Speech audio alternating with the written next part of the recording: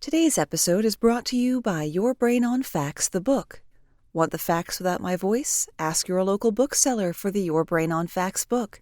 But if you want my voice without the facts, I am available for voiceover work, and listeners get 50% off. No job too small. Email me, moxie@yourbrainonfacts.com.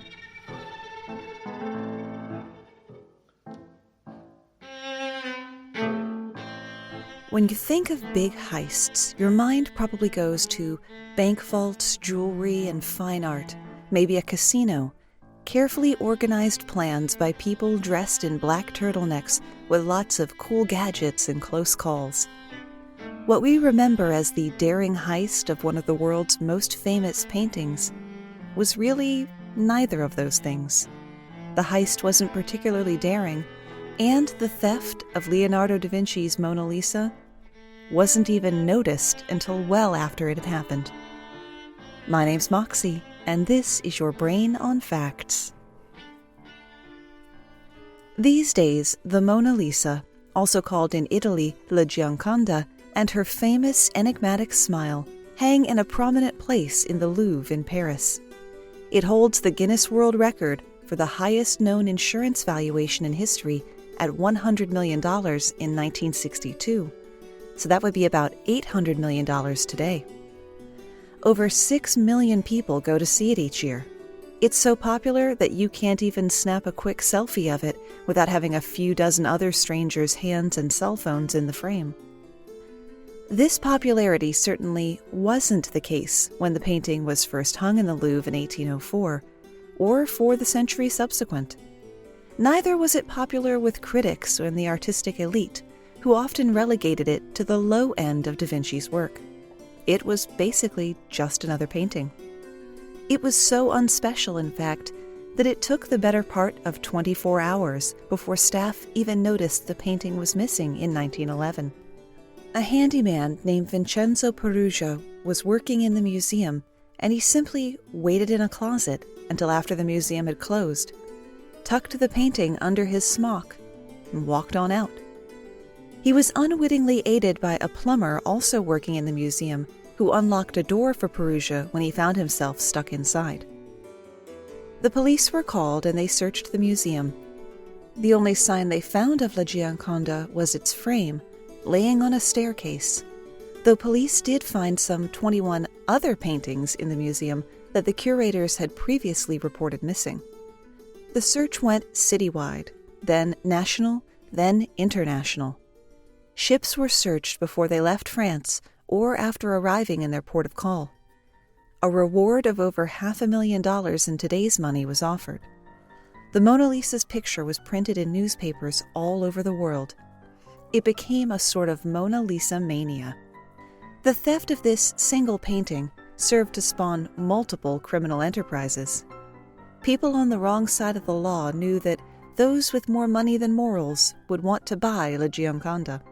A pair of confidence men from Belgium hired a small army of forgers to make high-quality fakes, which they then sold to select buyers around the globe. They made sure their buyers were unlikely to ever meet, and rested soundly knowing that no one would let on that they had purchased the most famous stolen painting in the world. Though, today, one of them would probably take a selfie with it. The huge reward and the number of fakes in circulation meant the police were inundated with leads. For 2 years, they searched tirelessly, but fruitlessly. The 60-man-strong force even interviewed Perugia twice, but decided he couldn't be the criminal mastermind they were looking for. Not only did those 2 years not yield the Mona Lisa, the police didn't even find the forgeries. The head of the Paris police retired in shame. Did Perugia get an enormous payday for the stolen painting? People were soon to learn that he didn't steal it for money. When Perugia approached a museum in Florence to sell them the painting, the museum's director called the police instead. After his arrest, Perugia stated, "I worked in the Louvre making frames for paintings stolen from Italy by France. Every day I passed La Gioconda and swore I would return it to its rightful home." He seemed convinced he would be heralded as a hero.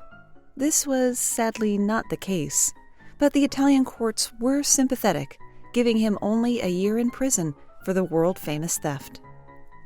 These days, La Gioconda sits behind more bulletproof glass than the Pope, could just as easily have been any other Italian-born work. If a different one of Leonardo's works had been stolen, said Noah Charney, professor of art history and author of The Thefts of the Mona Lisa, then that would have been the most famous work in the world, and not the Mona Lisa. There was nothing that really distinguished it per se until it was stolen. The theft is what really skyrocketed its appeal and made it a household name. A quick aside for an art theft story that, while not as famous, is no less memorable. After a pair of Spanish con men discovered the Goya painting they had purchased was a forgery, they tried to recoup their losses by reselling the painting to an alleged Arab sheik for 4 million euros, using the same certificate of authenticity that had fooled them. A mysterious Italian middleman charged the Spaniards 300,000 euros to broker the deal. The two con men traveled to Turin to receive 1.7 million Swiss francs as a down payment and pay the broker the 300,000 euros, which they had borrowed from a friend. However, when the con men attempted to exchange the Swiss francs in a bank in Geneva, it was discovered they had been given photocopies of Swiss francs.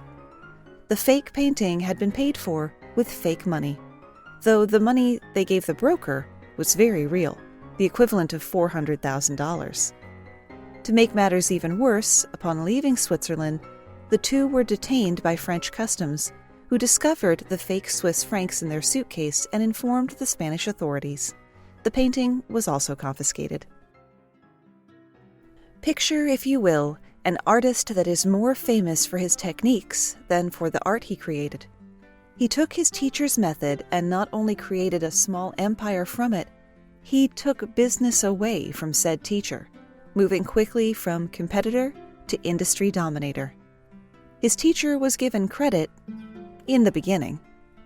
The public was allowed to make what assumptions they would about where the technique came from, as long as they kept tuning into the show and buying the products. That artist's name?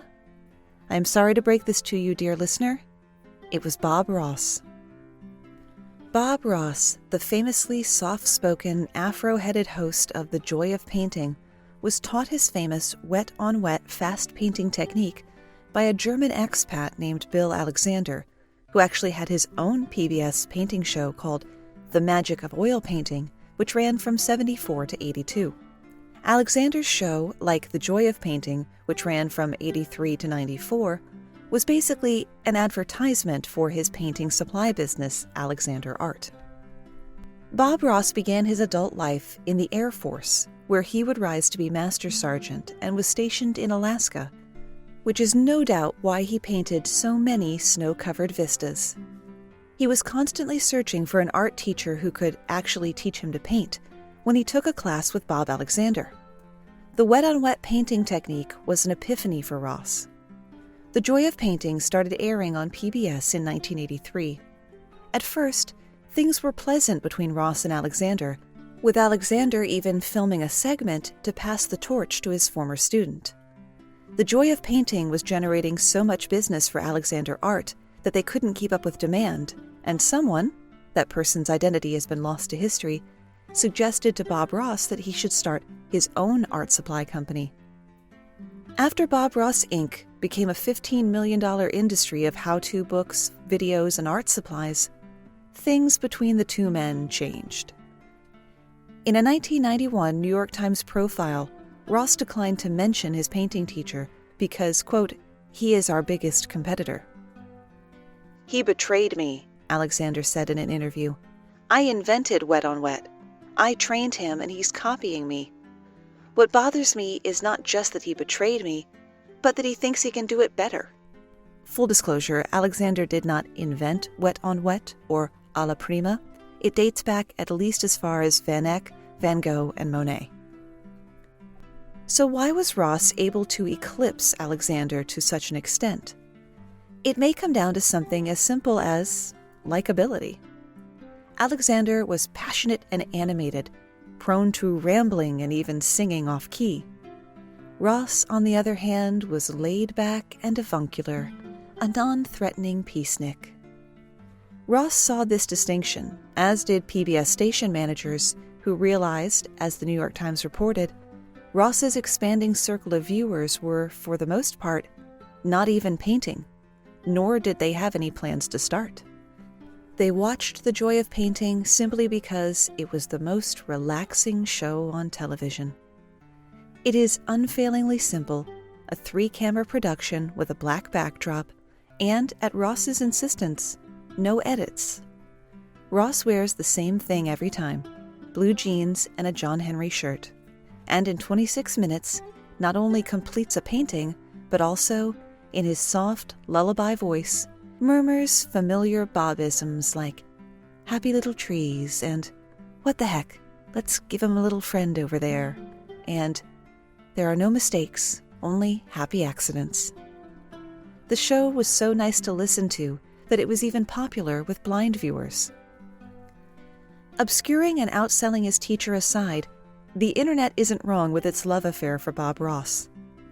Not only could he be called the OG of ASMR, but you've got to love a guy who once did an entire episode working only in shades of gray because he got a letter from a fan who said he couldn't take up painting because he was colorblind. Ross's trademark afro was actually a perm that he'd initially gotten to avoid the cost of properly maintaining his crew cut, and then when the show took off, found himself, basically, stuck with it. People would often tell Ross that his show put them to sleep. Did he mind? No. He enjoyed that just as much as the people who said that he'd inspired them to paint.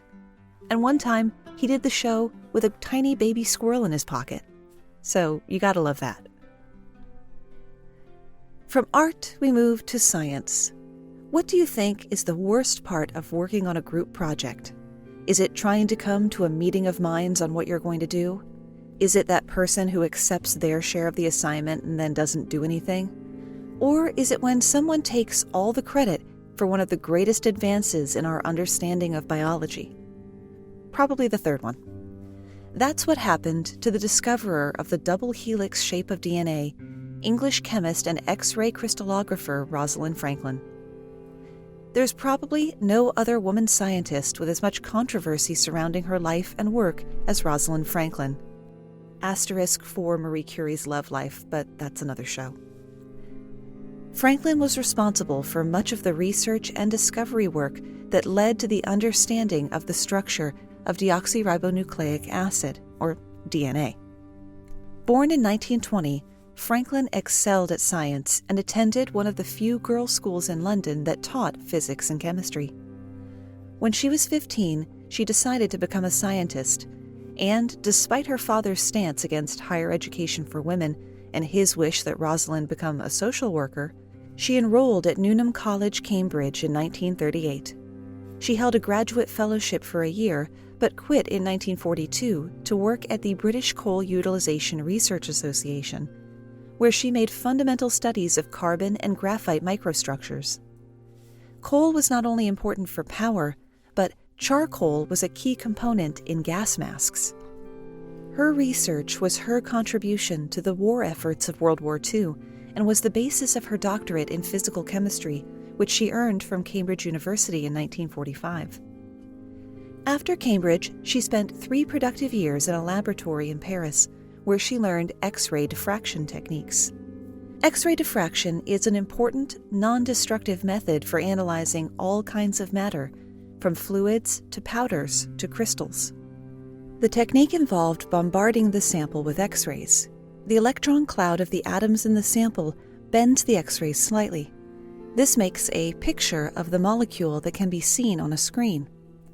In 1951, Franklin returned to England as a research associate in John Randall's laboratory at King's College London. It was in Randall's lab that she crossed paths with Maurice Wilkins. She and Wilkins led separate research groups, although both were concerned with DNA. Randall assigned Franklin a DNA project that had already begun, but no one had worked on for months.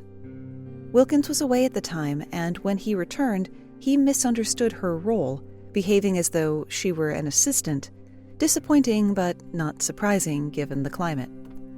Only males were allowed in the university dining room, for example, and after hours, Franklin's colleagues went to men-only pubs. Nevertheless, Franklin persisted on the DNA project. Her techniques allowed her to take better images of the structure of DNA than anyone ever had before. J.D. Bernal, scientist who pioneered the use of X-ray crystallography in molecular biology, called her X-ray photographs of DNA the most beautiful X-ray photographs of any substance ever taken. Without Franklin's knowledge or permission, Wilkins showed these images and her data to James Watson and Francis Crick, who were themselves working on DNA projects. That photo was essential to the findings they published in 1953, again, without Franklin's knowledge. She was aware of their research but had no idea that her work had been subsumed into it, as she was not credited at all. The closest she got was the journal Nature citing her work to bolster Watson and Crick's claims. Rosalind Franklin continued working until her death from ovarian cancer in 1958. 4 years later, Watson and Crick were awarded a Nobel Prize for their discovery. They shared the award with Wilkins, but made no mention of Franklin. Admittedly, Nobel Prizes aren't awarded posthumously, so we'll never know if she would have finally received the credit she had been denied during her lifetime. But credit where credit is due, I have to give thanks to people who have left reviews lately, both for the podcast and for the book. On the various podcast players, Iceman8888 said, "How can you not love this show? 5 stars. Love Moxie." Love you too, Iceman. And John Ravensbottom, who deserves 5 stars of his own for that amazing surname, said, "This show is fantastic, brilliantly written, paced, and presented. Each episode contains so much depth that they are easily heard again and again with something new coming from each listen. Moxie is very talented. Her usage and delivery are perfectly suited to the material. I look forward to learning more fascinating facts and amusing anecdotes from this incredibly professional and entertaining talent. Also, looking forward to getting her book." I do hope that you enjoy it thoroughly, John. As did Bill S., who left a review on Amazon. Need nerdy knowledge now? You're in the right place, friend. This is your source for the coolest little-known facts and corrections on everything you thought you understood. The author writes as she speaks, with a delightful blend of humor, wit, and intelligence. Thank you so much, Bill S., for that. If you would like to hear your opinion read on the show, leave a review for the book on Amazon or Goodreads, which frankly is still Amazon, or leave a review for the podcast on your favorite podcast player. The theft of intellectual property from one person is inarguably bad, but it pales in comparison to stealing the life savings of thousands of people. Compounding the economic crisis of 2008 was Bernie Madoff and his Ponzi scheme. He and his accomplices stole as much as $20 billion, with a B, from investors. They'd been at it for so long that, to this day, no one is sure exactly when they started. What we can be sure of is that most of the people Bernie Madoff bilked will see little or no money ever come back. Outside of really bad fraud, what is a Ponzi scheme anyway? The basic mechanism is to promise your investors irresistible returns and take their money. Then you promise amazing returns to a second group of investors, take their money, and use it as the returns for the first group, who will hopefully give you even more money to invest, in huge bunny ears, now that they see that the system works. A lot of bunny ears for this. Then you get a third group of investors and give their money to group 2, all while keeping back a tidy sum for yourself. Lather, rinse, repeat. The word Ponzi itself is a proper noun, the family name of a charismatic Italian immigrant who lived in Boston in 1920. Charles Ponzi stood only 5'2", but he was a giant in his community, though only briefly. Ponzi claimed that he had figured out a way to cash in on the chaotic post-World War I economic conditions of Europe by buying international postal union coupons from certain countries where they were discounted then redeeming them at full value in the States. For example, a coupon could be bought in Germany for a penny and redeemed in the US for a nickel. Ponzi claimed he had an army of agents scouring Europe to buy up all the available discounted coupons. In 1919 and 20, Ponzi took in upwards of $15 million in small investments from 40,000 people, many of them Italian Americans and recent immigrants. People lined up around the block to get through the pie alley entrance to Ponzi's Securities Exchange Commission and hand over their hard-earned savings. The streets are paved with gold, right? Everyone gets rich in America. Well, Ponzi certainly did. He bought 100 suits with matching shoes. He smoked copious cigars through diamond-studded holders. His mansion in Lexington had air conditioning and a heated pool. He was just shy of lighting those cigars with $100 bills while he propped his feet up on a poor investor. His life of Riley came to an end in the summer of 1920. After an investigation, the feds declared that every single postal coupon redeemed in the entire country by everyone wouldn't account for even a fraction of the profits Ponzi claims to have made. A public relations agent who worked for Ponzi told the Boston Globe, "The man is a complete financial idiot. He can barely add. He sits around with his feet on his desk, talking complete gibberish about postal coupons." The publicist further claimed that Ponzi had never once issued or received a foreign financial draft. On Monday, August 9th, a bank commissioner declared Ponzi's accounts were overdrawn. On Wednesday, it was revealed that Ponzi had served prison time in Canada for forgery and in Atlanta for smuggling illegal aliens. Investors swarmed his office, desperately trying to get their money back. By that Friday, Ponzi was in custody.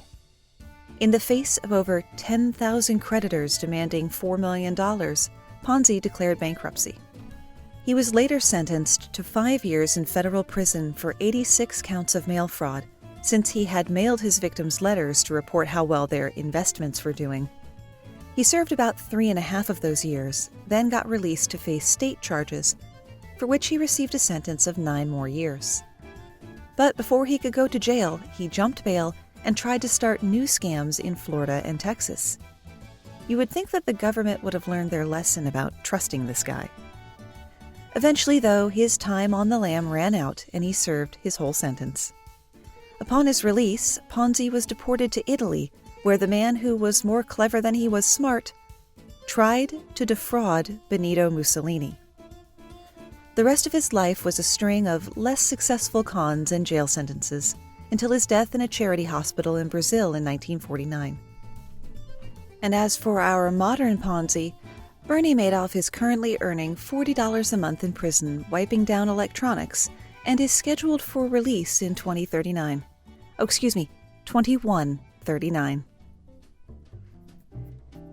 Thankfully, I know some folks who are a tad more trusting, the supporters over at patreon.com/yourbrainonfacts.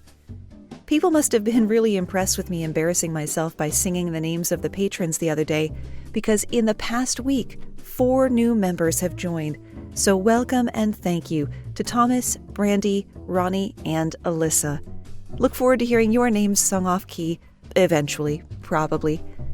For a little bit longer, members of all levels will receive all rewards, which include ad-free episodes if the show has a sponsor that week, bonus mini-episodes, such as the most recent one about the disaster that was opening day at Disney, and Spot the Lie, which is presently suspended while we recast for a 4th host. Fellow podcasters who want to get in on that, by all means, at me on the social media. Facebook and Instagram, Your Brain on Facts, Twitter, Brain on Facts Pod. So I'm doing something a little different to take the place of Spot the Lie for September. I've recently begun narrating audiobooks as I get into doing voice work, and there was a chapter in one of the books that I just had to share with somebody. And that somebody was Paul from the Varmints podcast, which I'm assuming you're already subscribed to. So be there later this month to hear Paul's reaction to one of the most staggering things I have ever read. Patreon.com/yourbrainonfacts. Much in the way the Mona Lisa would not have been famous if not for a theft, it was theft by the late R. Lee Ermy that made him arguably the world's most famous Marine. When we first meet Gunnery Sergeant Hartman in Stanley Kubrick's 1987 Vietnam epic Full Metal Jacket, he's introducing recruits to the Marine Corps boot camp. I am Gunnery Sergeant Hartman, your senior drill instructor. From now on, you will speak only when spoken to, and the first and last words out of your filthy sewers will be sir. Do you maggots understand that? Sir, yes, sir. I can't hear you. Sound off like you got a pair. Sir, yes, sir. Thus begins a 6-minute-long rapid-fire harangue, much of which was improvised. As a teenager, the Kansas native was arrested twice for criminal mischief. The court gave him a choice: prison or the military. Ermy chose the latter and joined the Marine Corps, where he served for 11 years, including 14 months in Vietnam and 2 tours of duty stationed in Okinawa, Japan.